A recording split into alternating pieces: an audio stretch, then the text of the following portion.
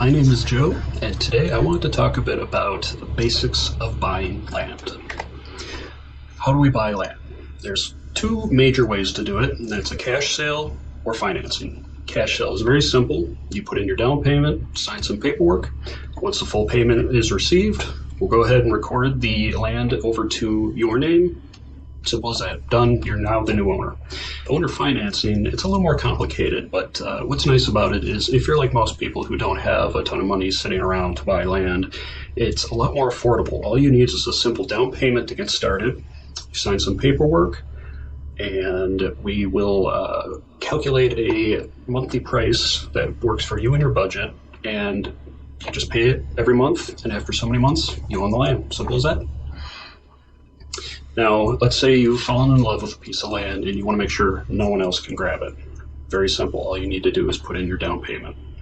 Most of our land has a web page that you can do that at any time to make sure you are the only person who has a claim to it. The moment you put in that down payment, it is locked in your name for at least 30 days, and then you can decide on cash or financing. So what is closing? Closing is just another way of saying finalizing the deal, filling out the paperwork, and transferring the land ownership. There's two major ways to do this.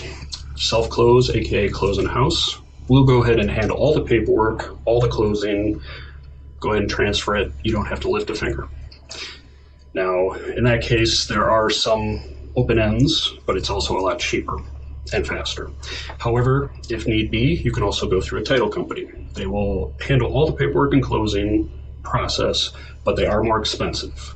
However, if things such as researching the title chain, providing insurance for the land, or you need to check on various surface mineral water rights or access, they are a good way to get kind of a finalized answer on that.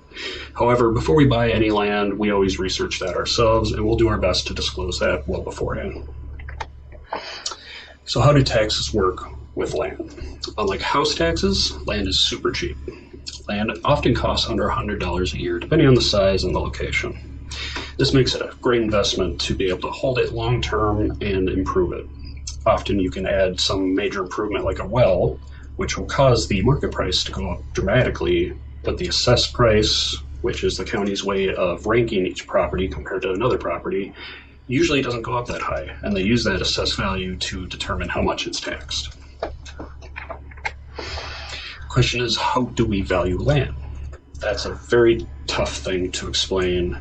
Personally, I've been doing this for well over 2 years, close to 3, and I just want to give you an example. Here we have a recent graph I generated just this past week showing the amount of acres versus the price per acre for each of these different properties. Yes, I actually plotted each of these properties based on different land selling websites to get a rough idea of how prices worked. And as you can see, they are all over the place. There's definitely a correlation of the smaller the parcel, the higher the price. But at the same time, these are all over the place. So simply put, land is whatever someone is willing to pay for it. Now, in terms of closing, there are a few types of deeds that you need to know about. A deed, if you're not familiar with it, is just the paperwork that the county will receive to know to transfer the ownership from person to person or person to entity. So for instance, person A to B to C may all just be individual people, or it could be person A sells it to LLC B, who then sells it to Trust C. So it can work many different ways. The primary most used one is called a warranty deed. That's where the previous owner legally assures the land is fully marketable by law. So in our case, we always buy the land with warranty deeds just to make sure that it is safe for us to handle and sell ourselves. Now, a special warranty deed is similar. However, the previous owner only assures that it is safe and marketable during the time they owned it. And then there's also a quitclaim deed, which for the most part I would avoid unless it's between trusted parties such as your family members. The owner is just saying that they do not guarantee anything whatsoever.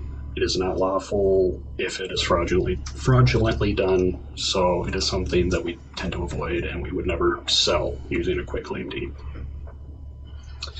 And to make deeds official, They are simply physically signed and notarized. If you're not familiar with the notarization process, it's very simple. You can actually go to a bank and do it for free. People sign up to have a notary stamp, and once they see your ID to prove that you are who you say you are, they simply witness the fact that you've signed it, stamp it with their up-to-date and current stamp proving that it has been legally verified by a third party.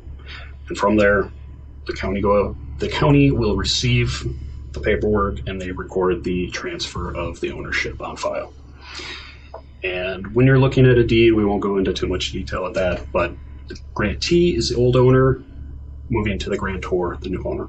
Very simple. So when it comes to land, some people insist on using either a realtor or a broker. Now, when it comes to buying a house, I can definitely see the need for a realtor or a broker. There are so many different moving parts. There's so much paperwork that it would be very difficult to do on your own. However, with land, I don't believe you need the involvement of either.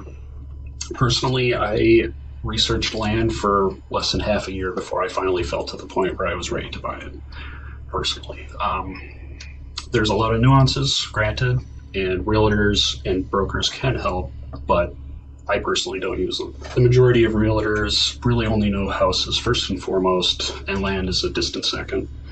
And it is very rare to find land experts when it comes to realtors. Similarly with brokers, they can certainly help you with the process of finding and buying land, but they are not cheap to deal with, and really you don't need their help. We personally are just investors, but we do our best to help educate you and teach you everything you need to know about the whole process and make sure you're comfortable with it before we move on. Besides that, realtors, especially, they overprice the land more often than not, and they just kind of complicate the whole process. The good news is, as owners, unlike realtors and brokers, we have much more flexibility in pricing, and we can offer that owner financing.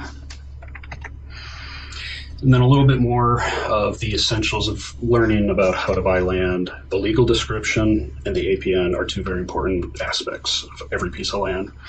The APN, or parcel ID, is kind of the shorthand county code for each individual parcel. As you can see there, that long string of numbers correlates to one single plot of land in Klamath County, Oregon, or the other one in Mojave County, Arizona.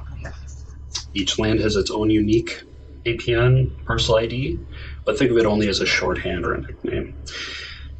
Each of these pieces of land has what's called a legal description. Now, think of it this way: if the APN is kind of the nickname of the land, the legal description is kind of like the birth certificate. It is the truest way of describing the land, and it is crucial to have on the deeds when you're transferring that land.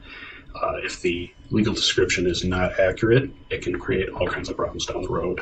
And often they can be very long and complicated, and that's because some of these legal descriptions are hundreds of years old. There we have it, your land expert. If you have any other questions, be sure to let me know. Either you can give me a call, send me an email or a text, and I will gladly help you learn all about the process. Let's go ahead and buy some land. Thanks. Bye.